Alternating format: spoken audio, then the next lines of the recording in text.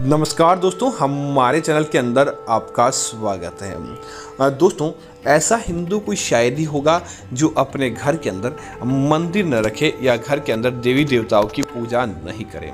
हर कोई यही चाहता है कि उसके जीवन के अंदर अच्छी चीज़ें देखने को मिले, देवी देवताओं का आशीर्वाद देखने को मिले, या घर या मंदिर के अंदर पूजा करते समय हर कोई भक्त भी यही चाहता है। तो दोस्तों, आज हम आपको बताने वाले हैं कि अगर आप इन चीज़ों के बिना पूजा पाठ करते हैं तो दोस्तों हमेशा आपकी पूजा अधूरी मानी जाती है और ऐसी पूजा को भगवान भी स्वीकार नहीं करते हैं। इसीलिए घर परिवार के अंदर जब भी आप पूजा करें, इन बातों का आपको हमेशा ध्यान रखना चाहिए। दोस्तों, जैसे कि अगर आप अपने घर के अंदर, वैसे आपको मंदिर या घर का पूजा घर रखना चाहिए, तो घर के पूजा घर के अंदर दोस्तों ऐसा नहीं कि केवल आप संध्या काल के समय पूजा पाठ करें।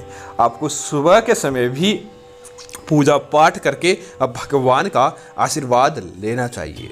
दोस्तों, उसके अलावा इस बात का ध्यान रखें, घर के पूजा घर के अंदर कभी भी एक दीपक नहीं लगाएं।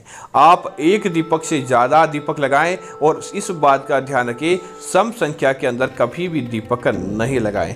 जैसे कि आप 2, 4, 6 ऐसे दीपक नहीं लगाएं, या तो आप 3 दीपक लगाएं, या 5 दीपक लगाएं, या 7 दीपक लगाएं। इस बात का आपको जरूर ध्यान रखना चाहिए ताकि आपकी पूजा सार्थक हो सके।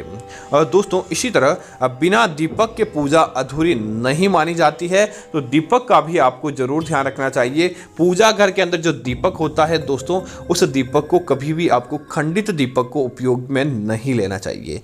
पूजा का जो दीपक आप लेते हैं उससे हमेशा इस बात का ध्यान रखें, अगर आपका धातु का दीपक हो, जैसे तांबे का दीपक हो, पीतल का दीपक हो, स्टील का दीपक हो, सोने या चांदी का दीपक हो, आपको उस दीपक को हमेशा धोने के बाद ही उपयोग में लेना चाहिए। जैसे कि आप गंदी जूठी थाली के अंदर भोजन ग्रहण नहीं करते, तो आपको भगवान को भी इस प्रकार से जूठे दीपक के अंदर भोग नहीं लगाना चाहिए। दीपक का आपको हमेशा दीपक को धोने के बाद ही उपयोग में लेना चाहिए। दोस्तों, उसके बाद अगर बात करें तो भगवान को सुगंधित द्रव्य बहुत ज़्यादा पसंद आते हैं। जिस प्रकार आप दीपक जलाते हैं, भगवान के समक्ष कुछ प्रकार का सुगंधित द्रव्य जरूर जलाएं, जिससे देवी देवता बहुत जल्द आकर्षित होते हैं। जैसे कि आप अपने घर के अंदर गोबर के कंडों पर आप कपूर जलाएं, लोबान जलाएं, गूगल जलाएं। ऐसा करने से इसकी जो सुगंधित द्रव्य घर परिवार के अंदर घूमता है, जिससे इसकी सुगंध जहाँ जहाँ पर जाती है घर के अंदर से उसी समय से नकारात्मकता, बुरी शक्ति या किसी प्रकार का दोष होता है तो वहीं से जलकर समाप्त हो जाता है, वह आपको प्रभावित नहीं कर पाता है। आप अपने घर के अंदर धूप दीप करें, अगरबत्ती जलाएं, धूप बत्ती जलाएं। ऐसा जलाने से आपके घर के अंदर सार्थकता बढ़ती है और आपके जीवन के अंदर से नकारात्मकता समाप्त होती है।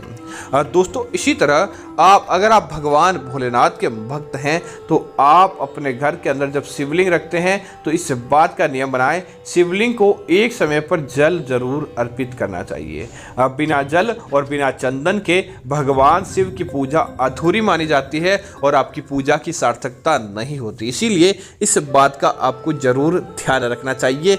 इसी तरह दोस्तों, अगर आप भगवान विष्णु की पूजा करते हैं, भगवान श्री राम की पूजा करते हैं, भगवान श्री कृष्ण की पूजा करते हैं, तो इनको जो भी आप भोग लगाते हैं उस भोग के अंदर एक तुलसी का पत्ता जरूर होना चाहिए। अगर भगवान को, प्रभु श्री राम को माता श्री लक्ष्मी का अर्पण अर्थात कि माता तुलसी का अर्पण नहीं करते हैं तो दोस्तों आपके घर की पूजा अधूरी मानी जाती है। इसीलिए इस बात का आपको जरूर ध्यान रखना चाहिए ताकि आपको पूजा का फल प्राप्त हो। इसी तरह अपने घर के पूजा घर में सदैव एक तांबे के या एक पीतल के लोटे के अंदर जल भर के रखना चाहिए ताकि आपके पूजा घर के अंदर ठंडक बनी रहती है। पूजा घर के अंदर देवी देवताओं को जल का प्रसाद मिल जाता है। इसीलिए इस बात का आपको जरूर ध्यान रखना चाहिए। इसी तरह दोस्तों, पूजा करते समय पूजा घर के अंदर आपसे संभव हो तो आपको पुष्प जरूर रखना चाहिए।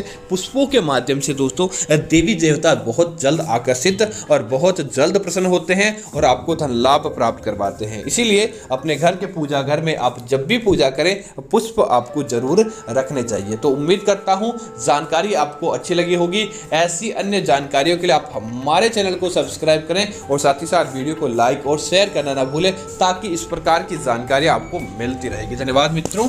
जय श्री राम मित्रों।